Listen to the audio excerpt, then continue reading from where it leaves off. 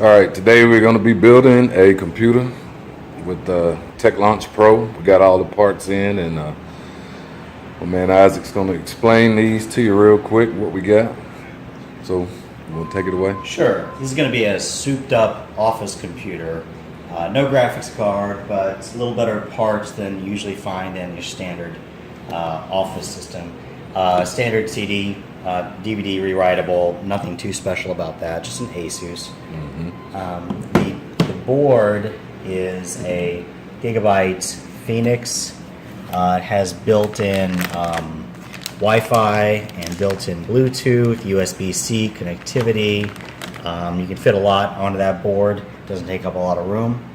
That board was chosen to go with this Corsair Carbide 250D chassis. It's a very small chassis. Still has the option for a DVD drive or a CD drive, which is necessary for the client. But overall, very small form factor. Since it is an office system, we're going with just a Core i3. It's a 6th generation Intel. It'll have plenty of horsepower for any office application. 8 gigabytes of Vengeance RAM, 2400 megahertz, plenty of kick for this office system. Standard 450 watt power supply, nothing too special about that, but it's reliable and trustworthy, and that's what's important for the power supply. Since we're not driving a discrete graphics card, 450 is plenty. The thing that's really cool is this M.2 SSD from Samsung. It's a 500 gigabyte drive. It will attach directly to the board and will allow the system to run very, very fast. So those are the components in a nutshell. So we're going to start putting them together. All right, so we've taken the top off of this Corsair Carbide 250D. Mainly, I just want to make sure all the parts are here. With this particular chassis, you've got a series of screws on the back that allow you to remove the sides and the bottom and the top and access the entire system. But mainly looking around for the parts I need. There's going to be a packet of screws in here somewhere that will allow us to attach the power supply and the board. So I'm just going to take all these screws out here, and I think I see it tucked away. Let's see. Put the back plate there. There we go. There's screws. And this is actually a mounting bracket for the hard drives, which we will not be using. It's more of an expansion thing. Since the hard drive is going to be attaching directly to the motherboard, we won't need that. Let's see what we have here. Got a few screws. Yep, pack of screws. That's what we needed. Okay, so I'm just going to take the rest of this chassis apart, and we'll start with the power supply, I believe. All right. Okay, the first thing I'm going to remove is this top bracket where the DVD drive is going to rest. I'm going to put that in last because right now it's just kind of in the way. With the small form factor, I love the small form factors. They're great. Oh, yeah. But you got less working room than you do with an ATX case. This is a mini ITX, which is about the smallest form factor you can get. So this is just going to snap right out. This little bracket, and that's where the CD drive is going to sit. As you can see, there's a lot more room to work. You've got the cables that are wired into the case itself and affect the lights and the fans. You see there's two fans already built into this system, and that will be plenty for this to keep it relatively cool. All right, so we have a EVGA 450 watts bronze power supply, perfectly adequate for this office build. It is just a standard power supply. It's not semi-modular or modular. If it was modular, you'd have different plug-ins here, but instead every cable that you might possibly need is attached. And we'll be using about half the cables, and the others we'll just tuck back, and if they're ever needed sometime in the future, they can be used. But most of these are, some of these are antiquated, like these would never be used in a modern build. Right. But some of these others, like this one here, will basically attach directly to the motherboard, and a few others will power other things. So, standard power supply. The main thing with your power supply is you just want it not to screw up your system. As long as it can adequately power your system and it's not going to short out or damage your system, you're solid. Now if you're running a graphics card, a discrete graphics card, then you have to do a little calculation to make sure that you have enough wattage to push the graphics card, or it'll just shut down randomly. Okay, we're going to put the power supply into the chassis. I've started to run the wires in through the back here. I'm just going to slide this right in. And this will rest here. This will rest here, and this plate is going to fit against here and screw into the chassis and the power supply and hold it in place. And that's basically it for that. There's a air filter in the bottom that slides out. Show that to you. Well, it does slide out. And it's in the bottom because there's a fan here. So we may actually pull this out and invert it so that the fan, which currently is right here, will be facing downward and can draw air effectively. Okay, we're gonna go over this board a bit. This is a very small board. It's a mini ITX. On the back we have a PS2 input output. No one uses those anymore. Yeah. Several USB 3.1, actually I think this is a 3.1 and these are 3.0 ports. HDMI out, of course, DVI. This will actually connect to an antenna for the built-in Wi-Fi. Well, Wi-Fi is right there, Wi-Fi chip. Ethernet port for Cat 5 cable. An array of input-outputs for audio. USB-C, which is up and coming. So nice array of ports for a very small board. Of course, the center we have, we're going to put the, it's an LG 51, or 1151, I think, slot for this Core i3. Yeah, LGA 1151. You got to make sure those match up. Let's see. If we had a graphics card, we could put it here. We're not going to, but we could put a small graphics card right there. There are some small ones that will fit this model. And we have 2 slots for RAM. I believe this board supports 16 or 32 gigs of RAM. However, we're just going to be using the 1 8 gigabyte RAM chip. That's going to be plenty for this. And if we ever need to, we can add another one of the same type and speed, and it should be just fine. Okay, so we have the board flipped, and I'm going to, well, I've already inserted this M.2 SSD. It's a Samsung 500 gigabyte, and I'm going to remove this little screw here. I'm going to try at least. And I've got this inserted. It's kind of at an angle, and it's going to press right down. And I'm going to get this very small screw back in here.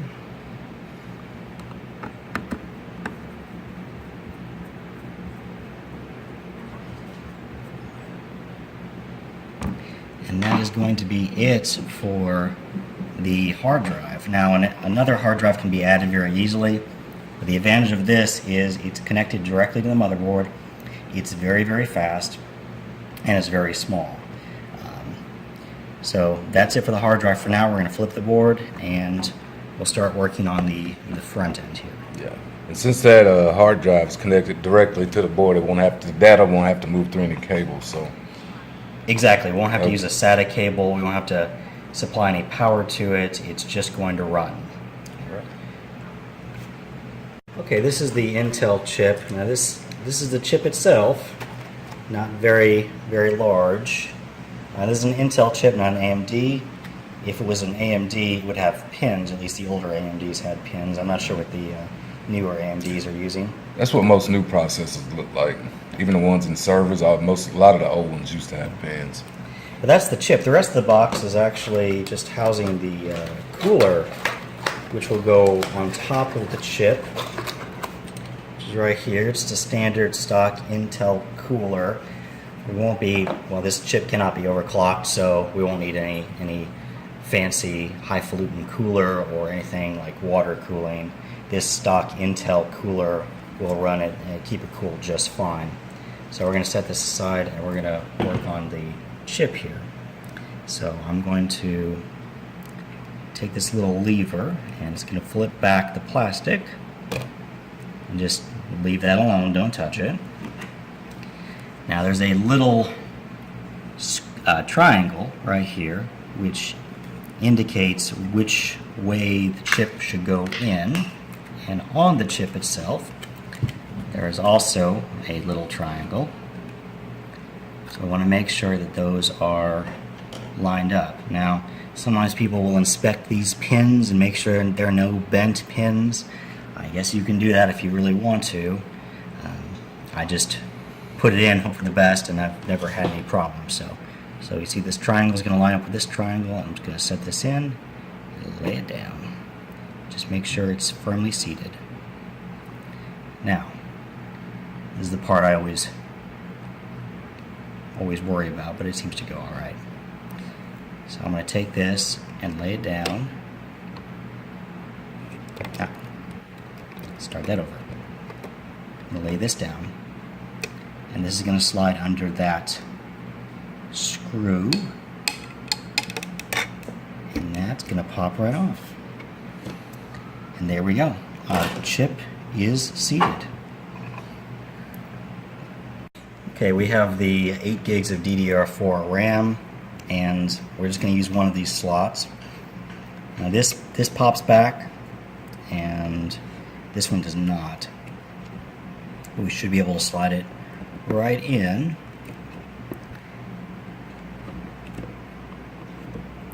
Maybe a little tight.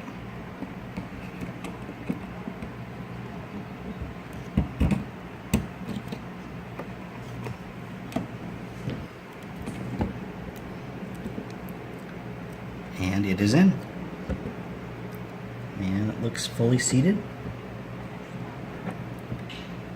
And everything looks good. All right. That's it. That's it for the memory. Okay, this is the system fan, and it has these little protrusions which are going to fit through the board, and these little holes. It's probably hard to see, but they're going to snap in and hold this fan in place. And it already comes with paste pre-applied, so we don't need to add any paste to the chip. We just need to add this. So I'm going to set this down here, right over where it needs to be. And here, click in.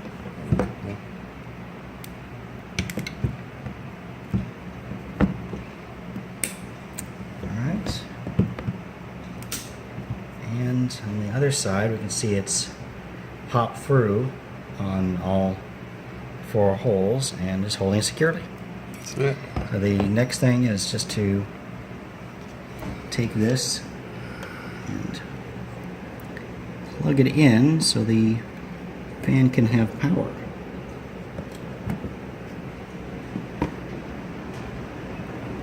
And that is it. It should work from there on. This is the motherboard back plate. It's going to snap into the chassis and just keep the motherboard from being exposed. And it's probably going to be a tight fit. Let's see. Snap that in.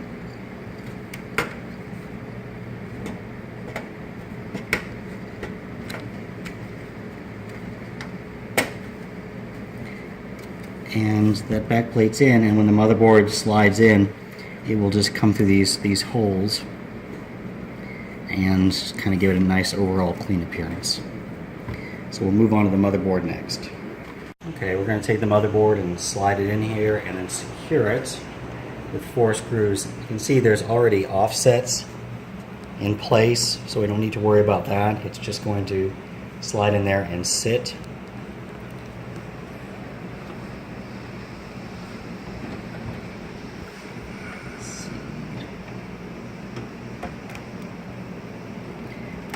Should come through just like that.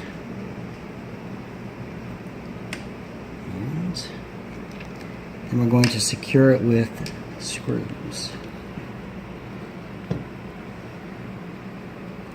Looks good. Now we're looking at the power cables. There's a couple cables we will not need. There's a Molex we won't be using, PCIe we will not be using, and a spare SATA. So we can set those aside. Now this is the main motherboard power supply. We will need that. This is the CPU power. We will definitely need that. And 1 SATA cable for the DVD drive. We would normally need a second SATA cable for the hard drive, but we've already added the hard drive. It's attached to the motherboard. We don't need to worry about that anymore. So we don't need to run any power or data to that. It's already taken care of. So I'm going to start with the main cord here, and it's going to snap in. It's a little tight because of the space, but it'll snap right in.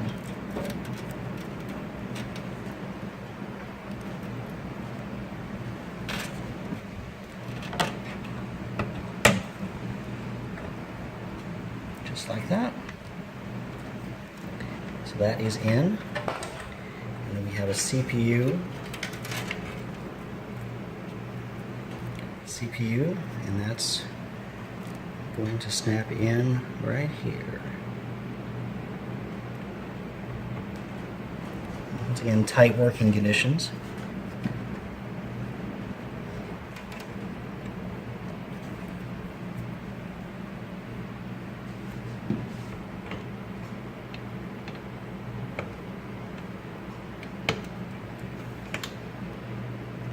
And that is in.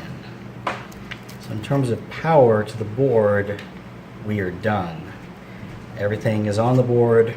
There's power to the board. We will be running a SATA cable off of the board, but aside from that, it should be good to go.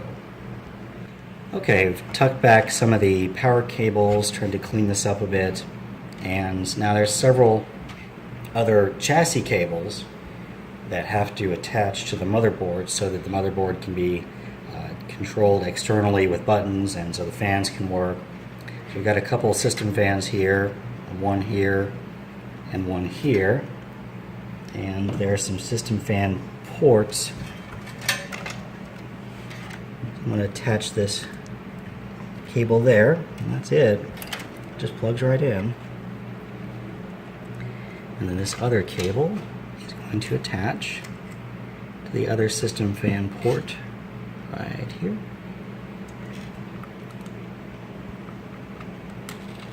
That is plugged in, and that's good to go. So the system fans are plugged up. Now there's also a main chassis input-output plug. It's for USBs and things of that nature, and it's going to plug right in here. But before I do that, we've got a lot of little pins. A reset switch, power LEDs, power switches, hard drive LEDs, and they're all going to plug into these front ports here. And they're very easy to mess up. You have to be very careful to get those in the proper order so that they work correctly. Okay, this is the power LED positive and negative cables. Polarity has to be correct, so I've referred to the manual, and it's these little pins here. So I'm going to insert this first one, insert the second one. And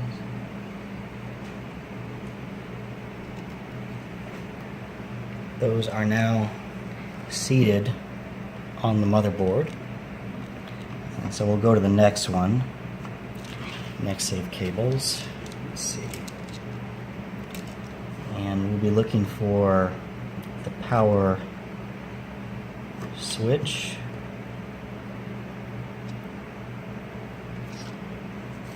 This is the power switch. And ostensibly we're going to have it just, it's not coded positive or negative, but the writing's on the front, and I'm going to assume that I'm going to face it forward. That's how I've done these before, and it's worked out. So now that's seated right there, and we'll do some cable management in a minute.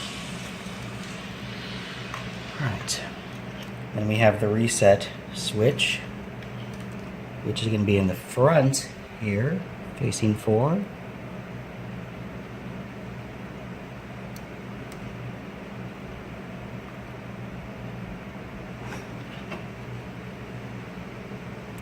And then the hard drive LED, which is going to be in the front facing forward. And that's it for the cables there. We have one more cable to plug in, the USB cable. We're going to get to that in a moment after we do some cleanup with this. Okay, we actually have this audio cable that drives the microphone port and the headphone port on the front of the chassis, so we want to make sure that those are available. There's a little set of pins here, and it's going to just go right in there.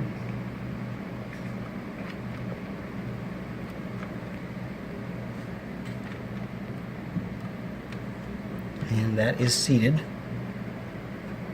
and we'll get that out of the way in a minute. And we have one more cable. I mentioned before the USB cable, and that's going to snap in the front here. It's kind of awkward, so I want to do it last. And that should be it for cables. We should be at a point where we can power on the system and check it out. Of course, we still have a CD and DVD drive to put in, but at this point we have enough together to where we can turn it on and make sure everything is working properly, which is what we should do before we proceed any further. In case we have an error, we can backtrack and rectify it before proceeding. Okay, so we have the monitor hooked up. It says no HDMI signal. We have an HDMI cord from the system to the monitor. We've got everything plugged up, and this is just a function check. So if you scan over here, I want to hit the power switch, and we're going to see if this comes on, and it comes right on. We've got some lights on the motherboard, pretty cool. And if you look over here on the monitor, it's going to say something like no boot. Yeah, there you go. Select proper boot device. So that's exactly what I want to see, because it's waiting for an operating system, which we haven't put in yet. Scan back over here. Fans are working. Everything's looking great.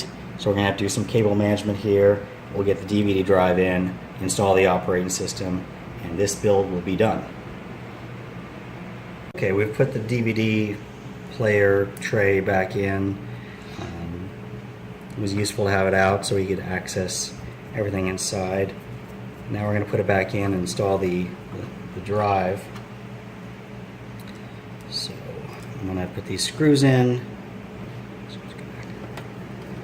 Put these screws in.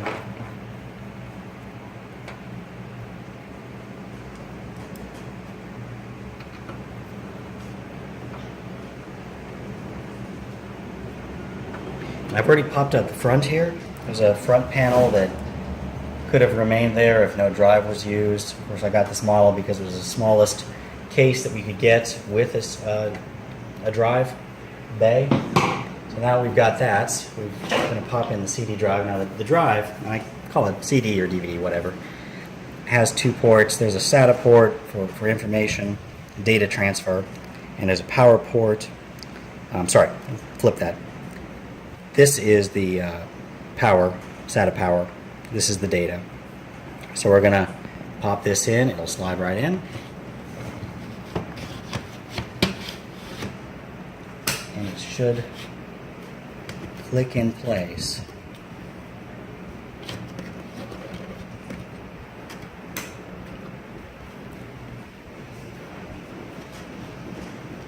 Having a little issue here. There we go. And that snaps in right here, and that's locked in place. So now the drive is in.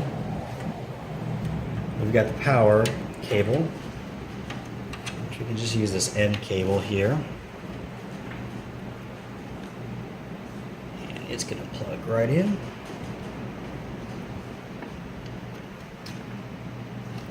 So that is secured. And we'll tuck this back a little later. And then we need a data transfer cable, which I need to locate. Okay, now here's the SATA cable. I'm gonna insert it into the motherboard right here. Always seems like there's one more cable, doesn't there? And that's snapped in. And it's gonna snap in right here. And I'm gonna try to tuck this back first. May or may not work. There we go. And it's going to plug in there. So that's snapped in. So now that we've got everything in, we should be able to power this up and insert an operating system. So we're going to use Windows 10. So when we get that going, we'll show you how that works. Now we have Windows 10 starting up, so everything is working as it should.